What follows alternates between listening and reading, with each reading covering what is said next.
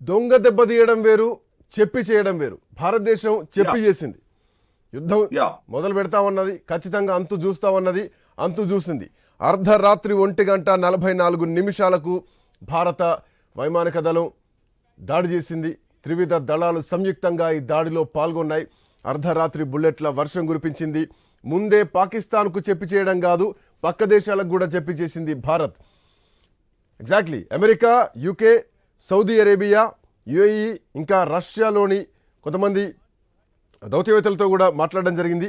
వారికి భారతదేశం చేయబోయేటువంటి వైమానిక దాడి గురించి కూడా సమాచారం ఇచ్చి అర్ధరాత్రి అటాక్ చేసింది. పాకిస్తాన్కి కనీసం ఏమరపాటు కూడా తెలియకుండా, ఏమరపాటులో ఉన్నటువంటి సందర్భంగా ఆ సమయాన అర్ధరాత్రి ఉగ్రవాద హెడ్ క్వార్టర్స్ పైన దాడి చేసింది భారత ప్రభుత్వం. ఆపరేషన్ సింధూర్ లాంచ్ చేసింది. రైట్, ఈ పహల్గామ్ ఉగ్రదాడుల్లో మరణించినటువంటి ఆ బాధిత కుటుంబ సభ్యులు ఈరోజు మాట్లాడుతున్నారు. ప్రధానమంత్రి నరేంద్ర మోదీకి, భారత ప్రభుత్వానికి, ఇండియన్ ఆర్మీకి, నేవీకి, త్రివిధ దళాలకు వాళ్ళు కృతజ్ఞతలు చెప్తున్నారు. ఒక్కసారి ఆ బైట్ చూద్దాం. పీసీఆర్.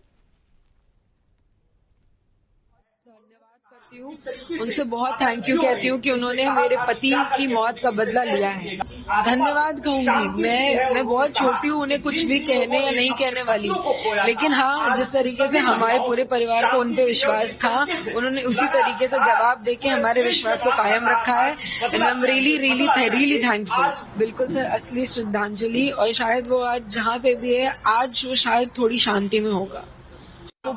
सरांनी जे हे नाव दिलंय त्याच्यासाठी मी त्यांचे आभार मानेल, कारण त्यांच्या सगळ्या लेकींचं सिंदूर त्या दहशतवाद्यांनी मिटवून टाकलेलं आणि आज त्यांनी तेच नाव दिलं. मला ते नाव वाचल्यानंतर अतिशय डोळ्यात पाणी आलं की त्यांना जाणीव आहे आमची.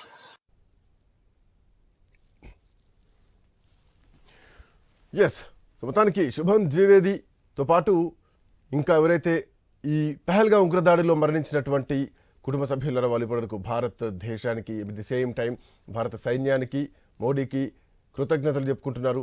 సో అసలైనటువంటి న్యాయం జరిగిందని, బట్ ఆ కుటుంబ సభ్యుల్ని కోల్పోయిన ఆ బాధ ఎవరు తీర్చలేంది. ఆపరేషన్ సింధూర్, పాకిస్తాన్లో భారతదేశం వైమానిక దాడులు చేసి పీఓకే అట్లాగే జైషే మహమ్మద్తో పాటు లష్కరే తోయిబా స్థావరాల్ని ధ్వంసం చేసింది. ఇవాళ దేశవ్యాప్తంగా కూడా మాక్ డ్రిల్లు నిర్వహించబోతోంది భారతదేశం. ఇప్పటికే అనౌన్స్మెంట్ ఇచ్చింది.